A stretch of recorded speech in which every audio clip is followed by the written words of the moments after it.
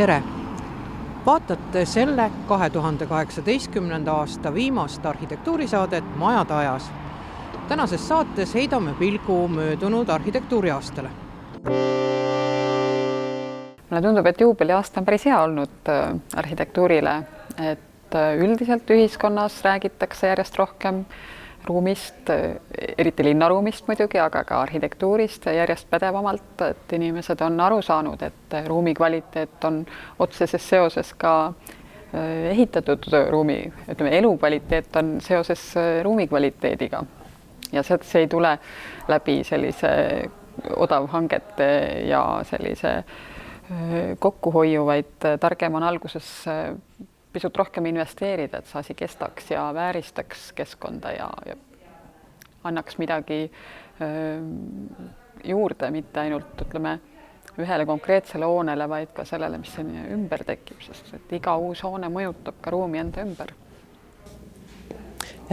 Sellel aastal, just nimelt juubeliaastal, said nii mõnedki väikelinnad endale vinged keskused. Ja selle üle on hea meel, et see juubeli aastaks ellu kutsutud programm, mis algas tegelikult juba paar aastat tagasi, ettevalmistustööd, arhitektuurivõistlused toimusid järjest 15 väikelinnas ja ka suuremas linnas üle Eesti, et need on siis vahepeal projekteeritud ja ehitatud valmis, ka esimesed väljakud ongi avatud. Need on siis Tõrva, Põlva, Valga ja Rapla ja praegu on ehituses veel Võru ja Kuressaare ja ehituse ettevalmistuse järgus veel peaks olema Kärdla ja Elva ja Rakvere. Nii et töö käib ja esimesed pääsukesed on juba nii-öelda välja lennanud sellest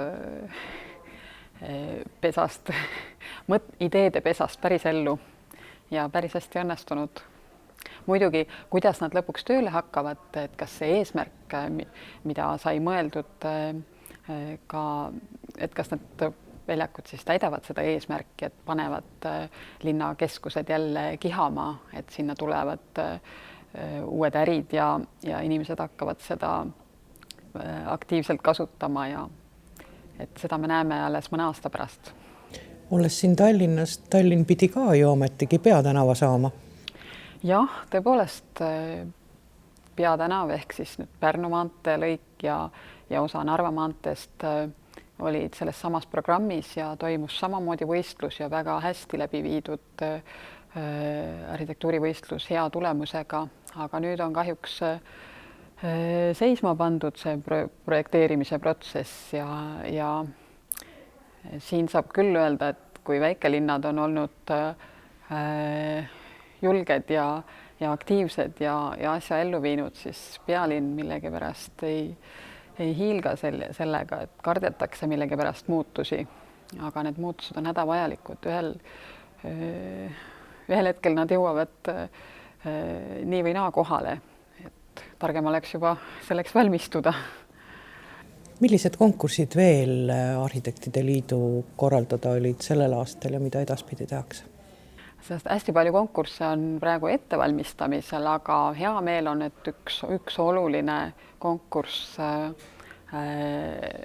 sai tehtud aasta alguses ja seda juba projekteeritakse ja ilmselt järgmine aasta hakkab ka ehitus Linnateatri juurdeehitus, mida on pikki silmi oodatud ja nüüd Salto arhitektid projekteerivad seda ja on mida oodata. Ja loodaks tõesti, et seekord ei jää see toppama mõne praktilise või pragmaatilise probleemi taha, vaid tõesti see protsess lõpebki päris majaga.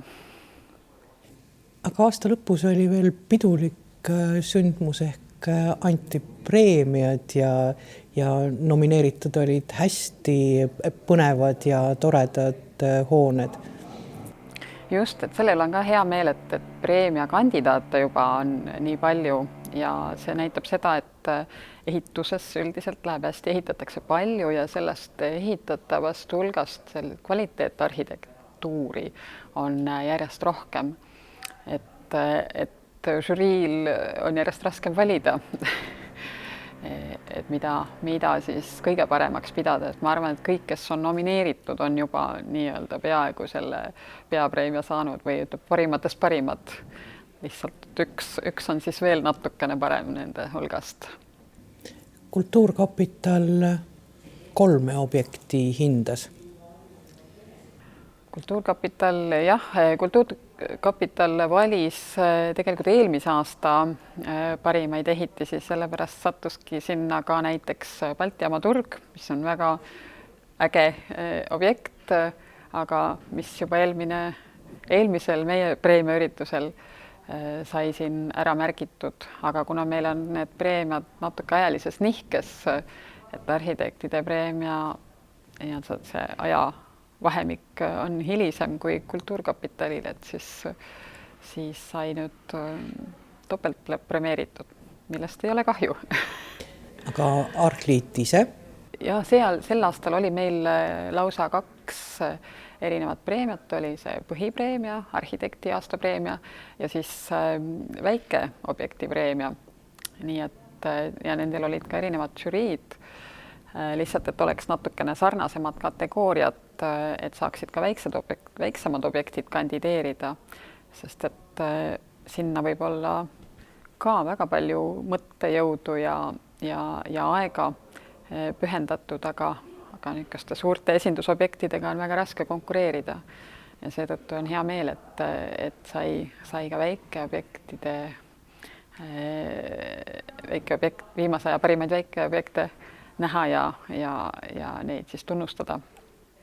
Aga põhipreemia seekord läks Vastseliina piiskopi linnuse külaliste majale ehk siis palverändurite majale, mis on siis osaliselt nagu selline muuseum ja elamuskeskus ja teisest küljest pakub ka võimalust päriselt seal ööbida, süüa teha, vannis käia, et selline huvitav funktsioonide kombinatsioon ja väga hästi tehtud kohaga arvestav selline delikaatne lahendus, aga samas mitte liiga varjuv või tagasihoidlik, vaid siiski väga selgelt eneseteadlik arhitektuur, aga väga hästi sinna ansamblisse sobiv.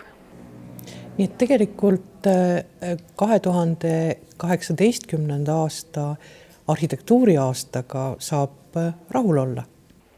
Jaa, väga. Kuigi on loomulikult nagu alati on probleeme ka, siis tahaks ikka, et kõlama jääksid need positiivsed hetked, sest et neid on ikka nii palju rohkem, aga meedias kipuvad ikka need halvad uudised jõudma. Et meie oleme küll väga rahul, et arhitektuuril läheb üldiselt hästi, nii nagu seal ka preemiaüritusel mitu korda öeldi. Kuna meil on aasta viimane saade, siis mida te soovite meie arhitektidele ja nendele inimestele, kes on aru saanud, et arhitektuuri tasub jälgida? Ma soovin kõigile paremat ruumi, järjest rohkem head ruumi. Ma soovin, et meil oleks järjest enam tarku tellijaid, häid insenere ja ehitajaid ja kõiki teisi partnereid, kes aitavad neid mõtteid ellu viia. Ja üle kõige ma soovin, et ruumiharidus jõuaks igaüheni meist, et iga lapseni, iga täiskasvanuni ühel või teisel moel, sest et see aitab meil paremini ruumi märgata, seda kogeda, seda väärtustada ja hinnata, et see peaks olema loomulik osa meie kultuurist, et me mõistame, me oskame kaasa rääkida ja sest et igaüks meist on natukene ka ruumi looja läbi selle, et ta ruumi kasutab ja seda ruumi muudab ja sellele tähendusi annab. Et see on oluline osa meie elust, et seda ei tohi taandada ja lihtsustada väga mustvalgeks. Minule tänavune arhitektuurisaak tegelikult väga meeldis, et see oli ääretult mitmekesine. Et näiteks mulle projektina justkui läksid väga korda puidu kui materjali rehabiliteerimise katsed. Üks nendest oli siis Vastseliina päästekomando, mis on tegelikult tüüpprojekt Siiri Valnerilt ja Indrek Peililt ja kus siis ka nii suures mahus ja tegelikult mõneti ootamatus kohas tuletõrje juures on siis puitu kasutatud, et mis on ju ka meie oludes vaata et šokeeriv, et teades meie ülimalt karmisid reegleid, kui kõrge võib olla puidust ehitis, mismoodi peab seda peitsima ja siis see kuidagi tundus sellise vaba mõtlusena ja samuti sümboolses, et seal on see torn, mis on mõneti selline moodne kirikutorn, enam voolikute kuivatamiseks seda vaja ei lähe, kaugele kiikamiseks ka mitte, aga kuidagi nagu see sümbolväärtus on selle hoone juures alles. Ja teine mõneti sarnase ideega töö, mida ma siis mainiksin, on ka Viimsi riigigümnaasium, et üks meie pompöössutest haridusuuendustemplitest ja seal on siis kasutatud ristkiht liimpuitu ja jällegi, et riik tellib ja veel ühe meie kogukama moodsa puidust maja, et see tundus väga tore, et moodne arhitektuur ei peaks kuidagi ennast mu meelest piirama ka materjalide osas ja on väga tore, kui me väärtustame ka seda kohalikku, ütleme, materiaalset kultuuri, et kus siis puidul on ju alati olnud väga tähtis, et mitte öelda keskne koht. Et need on võib-olla kaks sellist materjalipõhist eelistust. Siis mulle läks korda kahtlemata ka siis meie muuseumimaastikul toimub, et meie Maarjamäe suveloss sai uue näo ja siis Nõukogude ja kangelaste plejaadist skulptuuritaia ja samuti siis mõneti ju selle ütleme irooniliselt või küüniliselt öeldes teemapargi Nõukogude ja maastiku jätkuna toimiv memoriaal, mis tegelikult muidugi on tõsine objekt, aga kuidagi need seosed on kohati kummalised. Selle laiendusena ju ka valmis nüüd uus Maarjamäe selline mälukompleks, et kus on siis selline protsessioonitee või Eesti rahva kannatuste rada ja teisalt siis ka siis selline paradiisiaed või taluõu, et võib-olla see kujund nii hästi seal koha peal ei tööta, aga jällegi, et on koht, kus me olulisi asju meeles sama pidada, tundub tegelikult ju tore.